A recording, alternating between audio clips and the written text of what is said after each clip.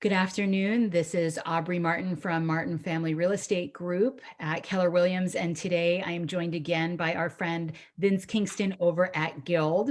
We're going to be talking a little bit about what to do when you have a home to sell and you need to buy something else and you don't want to buy it with a contingent offer. Because as we know, Vince, contingent offers in any part of the market are really, really rough to get accepted. So thank you so much again for joining us today. Thank you for having me, Aubrey. I appreciate being here. So I have to say that the way that I met Vince initially was because I took a continuing education class that he taught on this very subject. And a lot of real estate agents don't really realize how this can work. We're really taught that if you have a home to sell and you need to find something, you're going to have to rent, you're going to have to do a rent back on your own home. But sometimes if you're looking for something very specific, that's a very big risk to take. Right? Like if you're selling something, you still have 45 days or 59 days or whatever it is to find something and close on something. So it feels very risky and nobody wants to be homeless, right? Once their home closes. So talk to me a little bit about what are the kind of programs that you recommend and offer and can counsel people through. Sure. So I think this is one of the most relevant topics we can chat about in today's market. So how do we make non-contingent offers? To make our offers much more competitive, but not just that, but to take away the fear and the stress and the upheaval of having to sell our home concurrent with buying our new home. Especially if we're a move-up buyer, we're typically thinking about our dream home, right? That's a lot of stress and upheaval to try to sell concurrently. And we want to take that fear away, right? And so there's several ways we can accomplish this. It depends on your situation. But what I'd like to do quickly is the two broad challenges people have to making non-contingent offers and being able to buy their dream home before selling the other home so they can do that casually and at their own pace is one, many people's debt ratios can't absorb two mortgages at once. So in a normal loan, there's no provision to say, I trust you, you're going to sell your home shortly. They still have to hit you for that payment on that property you're vacating. So most people can't absorb two mortgages at once for their current mortgage and the new one. And then B, where do we get the down payment? Largely people need to sell their home before they get the down payment. Okay. So the options we're going to talk about today address both of those and or each one of those in turn. And what's best for you will depend on your situation. So there's some more economical ways to accomplish this. Then there's some more costly ways to accomplish this. And we always look for the most economical way to do it. And then, go down the line of different options. So that being said, I start with bridge loans and something really fancy called cross collateralization, which I know you're a fan of. I am. And those are actually the most expensive options, but they actually can be the most flexible option. So I just want to be really clear. We're always going to look for more economical options first. I start with these options because that's what everyone thinks, right? Everyone thinks about the bridge loans or how do we, do this with some kind of unique loan program. So briefly, Guild has a bridge loan, and what a bridge loan allows you to do is it partially addresses both of those challenges we talked about. First, for the bridge loan itself, for its qualifying purposes, it ignores the debt and the property taxes and home insurance on the home you're vacating. So it helps you qualify for that down payment money, if you will, on the next property.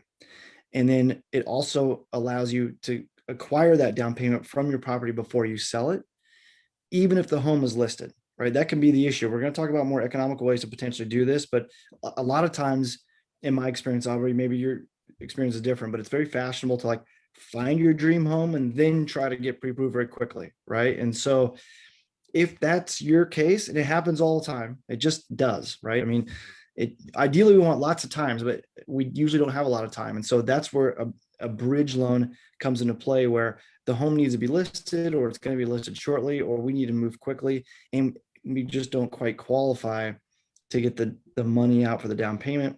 We can use a bridge loan to do that. Well, and of course, in this market too, these decisions have to be made incredibly quickly, right? And so to have these things sort of sorted out and figured out ahead of time makes this a much easier process, because oftentimes that dream home does come on just sort of last second and you're just sort of scrambling. And then I can tell you that having a contingent offer where your house is not on the market yet, having a contingent offer where it is on the market, but it's not under contract yet, And Right. even having a house on the market that is pending and even is through all the inspections and all of that, none of these are super strong offers in the Right. hierarchy of things. I mean, certainly having a house that's under contract, your home is under contract, is better than it not even being on the market yet. But none of those are going to be ideal in this market unless you have a house, for example, that has been on the market for a long time. And that's the only time where really buyers have any leverage. And so what you're talking about here really takes all of that stress kind of Mhm. out of that equation. Mhm. Yeah, absolutely. So that's a bridge loan, but it doesn't always address it, all the obstacles that we have. So then I kind of not a counterpoint, but a companion loan to that is called cross collateralization. Right? They both could be considered bridge, but I'm differentiating between the two because the cross collateralization loan goes even farther, right? So what it does is it not only allows us to ignore the debt on the home we're vacating, but the debt ratios are then based on the terminal loan. This gets a little tricky, guys, but it's based on the end loan amount after you sell your home and then pay down that loan. So I'm going to give you a very brief illustration. Like, let's say we have a $500,000 home free and clear, and we want to buy $1 million property non-contingent, right? What this loan will allow us to do is it'll give us effective 100% financing on that $1 million home because it's taking a lien against the $500,000 home. And it's going to ignore the property taxes and homeowner insurance, or if there's any debt on that home, so you don't have to qualify with that. And then it's not going to qualify on $1 million loan. It's only going to qualify you up a $500,000 loan because your $500,000 home that's free and clear is going to be the 50% down payment. So for certain situations, what I'm trying to point out, that is the only way you could potentially do non-contingent. Not every situation, but for many situations. So highly flexible loan. For that flexibility, and the bridge loans like this too, you're going to pay a higher cost. It's a very fancy loan, if you will, that's only going to be in place for a month or two. And so for that loan, that's the most expensive 2.5% of the loan amount.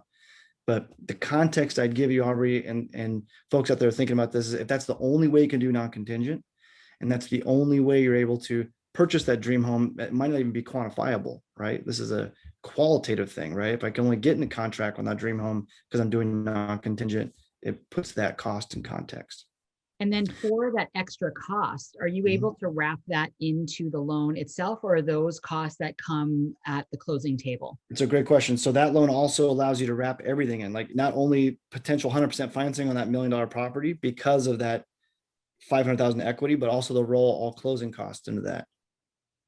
And the I mean, it's 2.5%. expensive, but I mean, and I guess that's the thing in general, right? About all programs. Like if Mhm. you're looking at 100% down programs, if you're looking at cross collateralization and everything in between, that if nobody's getting anything for nothing, Right. there's always some sort Right. of give and take, right? Like there's PMI, there's extra costs. I mean, there's always something. But Right. the question is that like, can that be affordable? And as you said, you couldn't even get into the house in any other way, Right. then it sort of is what it is. And it is for a very short amount of time. I Sure. mean, it's a very short term thing.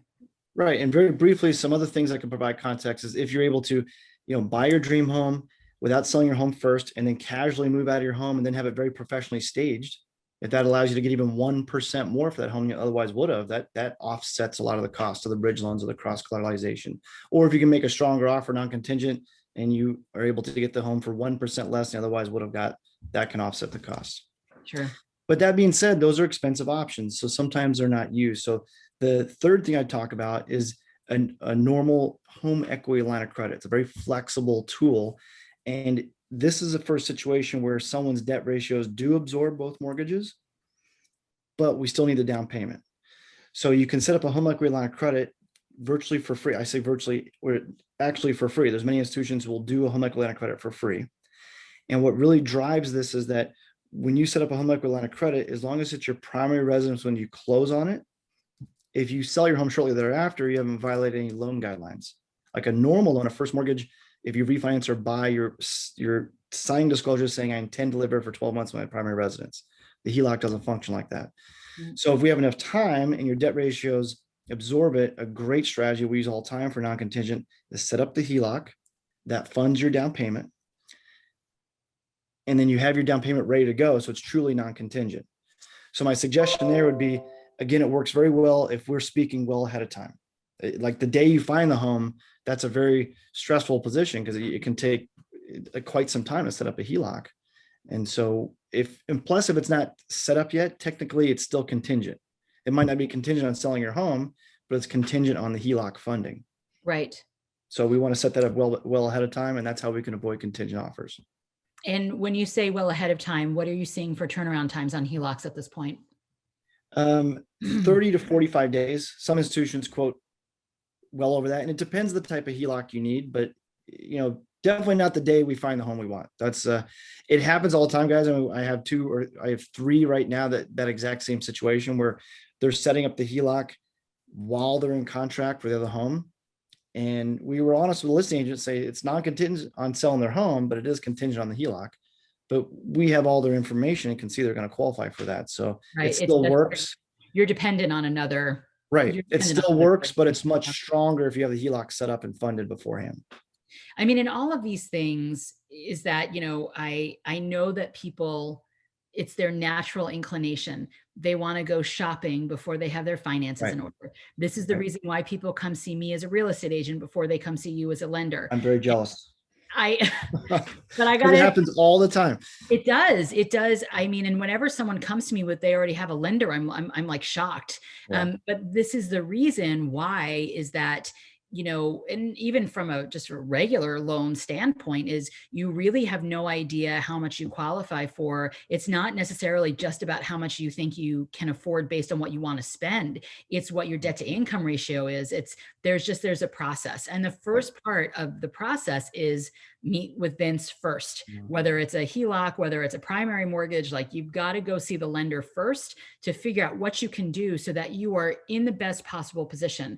Because when you have 3 weeks of inventory in all of Portland Metro, these houses go fast and you have to be ready. Right. And so this, 45 days, I mean, I think it's great to meet with a lender 6 weeks before you're actually kind of ready to go, whether it's a HELOC situation or not, just because it does make you feel like you're in a little bit more control of the situation because your backup isn't against the wall last second with a loan. Sure, absolutely.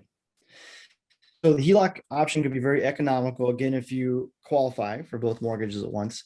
A corollary to that, or maybe a combination strategy with that is sometimes people want to keep the home, right? They don't always want to sell it. Like if you're moving from your starter home up to your dream home, often that starter home can make a very good rental. And so another way that not only can we get the down payment using the HELOC, but then avoid having to qualify both mortgages at once is if you have a signed lease agreement prior to close, most loan programs will use that as qualifying income to offset that mortgage you're vacating. So that's how we overcome both those obstacles. We use the HELOC to get our down payment.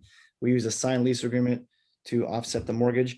That sounds stressful. In practice, you're able to rent homes in a week or less in today's market. There's a very hot rental market, especially if you use a property manager. So that's another strategy. And then lastly, I really want to talk about, because it's becoming much more relevant, more than you'd think, is using retirement funds as qualifying income. So we have a lot of folks who either you're downsizing or upsizing. And again, you may not be able to absorb both of those mortgages. We're looking for cheap, economical ways to do non-contingent offers and maybe not have to use a bridge loan or cross collateralization. And so if you're of retirement age 59 and a half or over and you have qualified retirement accounts, that can be used as immediate qualifying income. Mm-hmm. And so I'll give you a very quick illustration. We're helping a gentleman right now on a 1.2 million purchase, non-contingent, and he was pre-approved with several other lenders, all jumbo loans, because of that purchase price. He's putting 20% down, but that's still very jumbo over the conventional loan limit. Very jumbo. But all contingent. Mm-hmm. And he came to us because the agent had come to that class that you came to, and he had $1 million of retirement assets. We're able to distribute whatever we need to help him qualify. And then as long as he puts that back within 60 days, is a non-taxable event. So I wouldn't bring it up if it was just a one-off, but it's something we're using every single month to accomplish these non-contingent goals and other financing goals. So someone is wanting to buy a new home without having the contingency of selling their home.